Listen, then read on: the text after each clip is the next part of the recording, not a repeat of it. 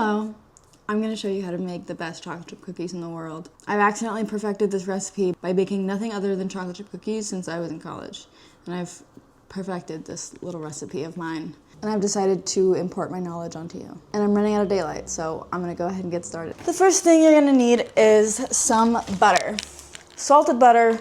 Please don't cook with unsalted butter unless you hate things tasting good. You're not going to make it too salty. I don't want to hear it. Does that look right? I could just look at this. All right, you need this much butter, which is 16 tablespoons of butter. How much butter is that really?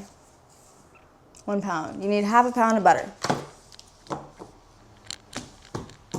You're gonna brown it. I'm gonna show you how to do that. Come with me, over here. Pan. Any sort of pan will do. I actually normally like to use a light colored one so you can really tell what color the butter is, because we're browning it, but you don't want to blacken it, aka burn it, right? So a lighter pan normally helps you see what's going on in there a little bit better, but I don't know if I have one. So I'm kind of an expert at it, so I don't need that. But if you are a beginner and you're just getting into browning butter, you might want to be able to see it a little better. None of my business. You also need a spoon or some sort of spatula. I'm going with let it snow. You want to put your heat on. Like a medium low. You don't want it too high because then the butter will cook too fast and you'll burn it. I wash my hands, I promise.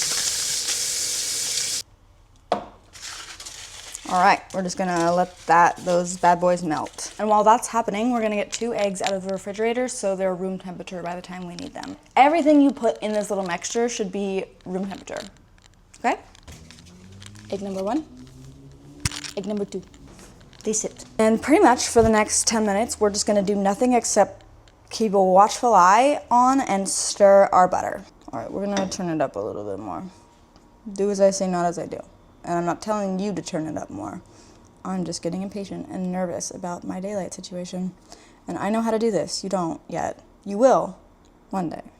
I don't want to speak out of turn. This might not be true. I heard this from one person and did no fact checking. I think you aren't allowed to put gas stoves in new builds in California anymore. I didn't know about that. I see why. I genuinely fully understand why. But like, come on. That's no fun at all.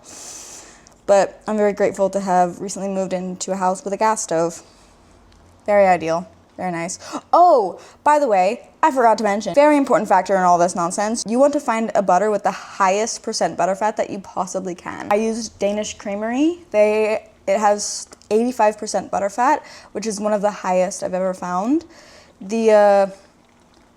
For a while, I used I forget the name, but like with the gold I guess they all have gold packaging because it's butter. Ooh, it's hurting me. All right, we're gonna go back to, ow, oh God. All right, keep it on medium low. Keep it on low. You know what? So pretty much what happens when you brown butter is you're just toasting the butter fat. So naturally, the more butter fat you have, the more little toasted morsels you're gonna get, and the better the cookies are gonna be. So I'm gonna update you on like what the butter looks like. So we're looking at this situation, right? You can almost see like the butterfat coagulating at the bottom. It's gonna get really foamy, and when the foam dies down, that's when we're gonna take it off the heat. You're gonna start to smell it too. It's gonna smell like caramel. Oh yeah, we're getting into the foamy part. You can kind of start to see at the bottom, the milk fat solids are getting a little bit browner. Just for your reference as well, this is the temperature setting we're working with right here. Stirring is very important in this part. Don't stop. There you go, look at it. Look at the brown bubbling up. You can stop here. I like to go a little bit further just to make it super toasty and caramelly, but that's up to you. Just you don't want to burn it. Here's what I think everyone does wrong when they're making brown butter, in my humble personal opinion, is you let it cool at most. Like you let it cool and it's still liquid butter at most, but it's like a cool liquid butter. No. You want it back to butter consistency, in my personal opinion. I don't see almost anyone putting it in the fridge. So we're gonna put it in the fridge until it's back to a buttery consistency. You don't make cookies with liquid butter, no.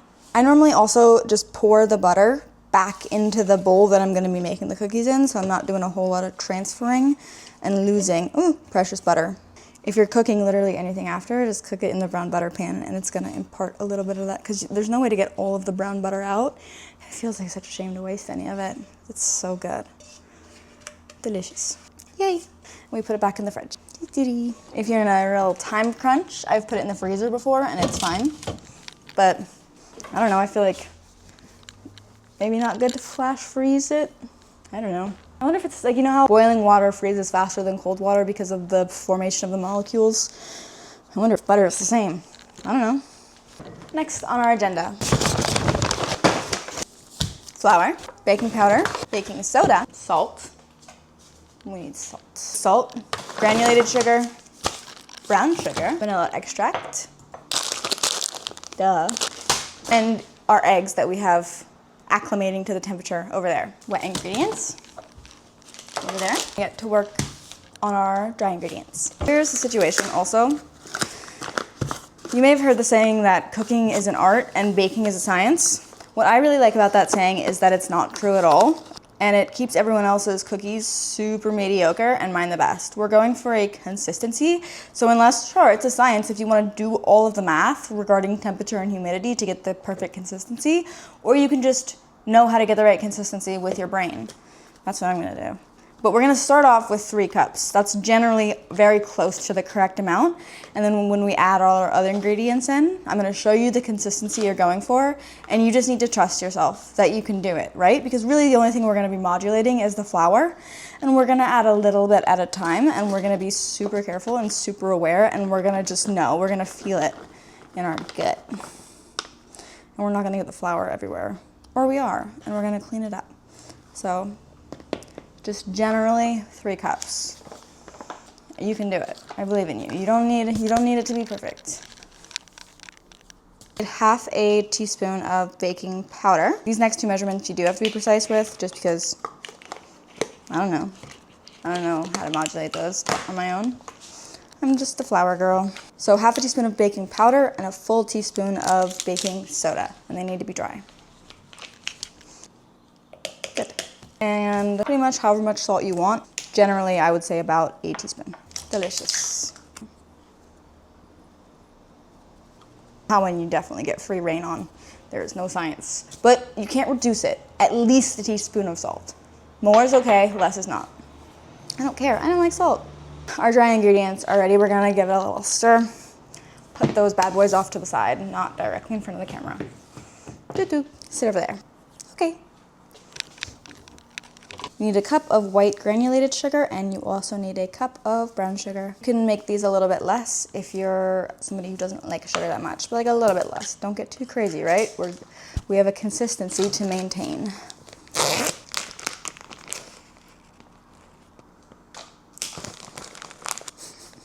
Packed brown sugar. Next, we need probably a teaspoon of vanilla extract. I don't know. However much feels right to you for a teaspoon. That was probably like 2, but you know.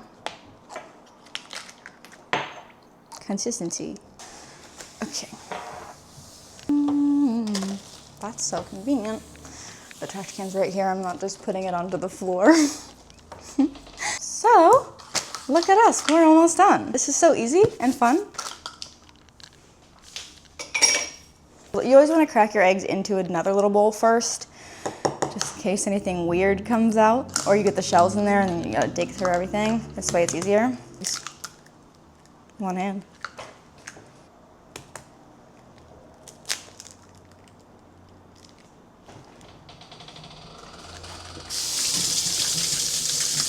They're looking good.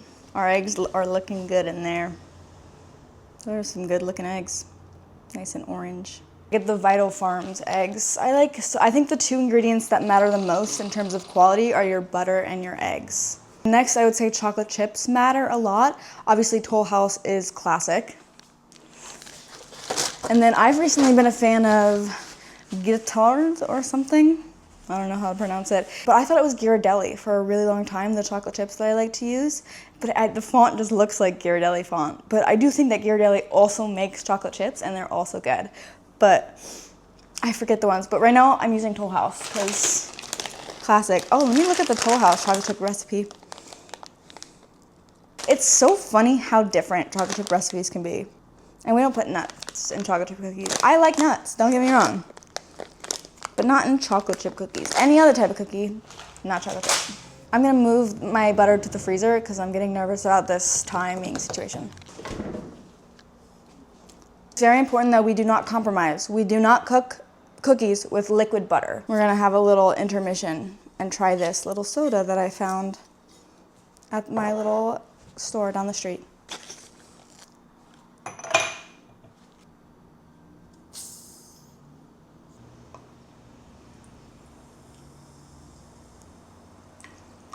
Taste test.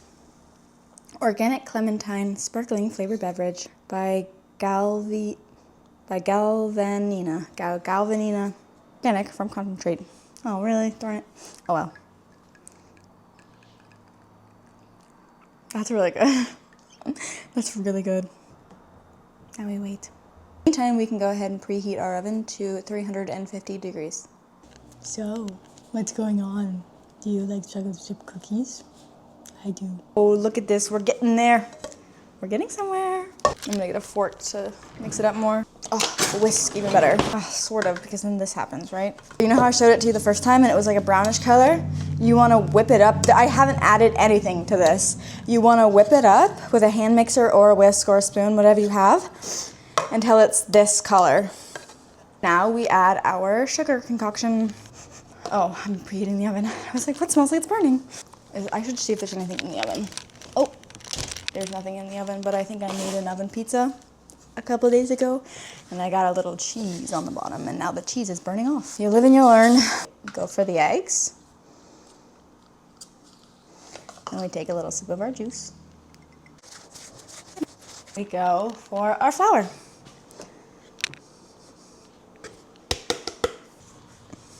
I would say the more time you spend mixing up the sugar butter combo until it's pretty fluffy, the better things are gonna taste. But we don't wanna overmix it because you don't want it to get flat and weird, but also daylight constraints, remember? I think we did the perfect amount of flour. This is so good. This is the consistency we're going for. Our oven is ready. This is the consistency we're going for. Almost a little bit crumbly. That's perfect. I almost wish I didn't get it so perfect the first time, so then I could show you how to modulate the flour a little bit. But if it's more liquidy than this, you want to add a little bit more flour, just a little bit at a time until you get to this point. If it's too much flour to begin with, I don't know. I've never done that. Maybe a little more egg white or a little more egg yolk might be good to fix it. But if you start out with 3 cups of flour, you're not gonna over flour it. So just, you know. And now we add our chocolate chips.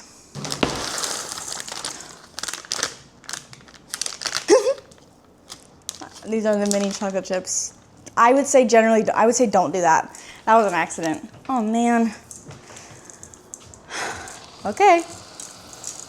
Get normal size chocolate chips. This is gonna be interesting. I'll show you what they look like when they're done. But that's it. It's really easy. You can leave the dough in the fridge for probably up to 3 days, and it's only gonna get better during that time because the flavors are gonna mesh or whatever they do in the fridge. So good. You wanna put it in the oven for anywhere from like 8 to 16 minutes, which I understand is kind of a broad range. Like if you're getting 36 cookies of like this size, like the standard cookie size out of the batch, then you're gonna do 8 minutes, but I kind of like to make them big, more like and like obviously that one's gonna be like 16 minutes. I'm making this dough to save for later, but I'm obviously gonna make a cookie for you to demonstrate what they look like. And obviously we salt the tops. Thanks for watching.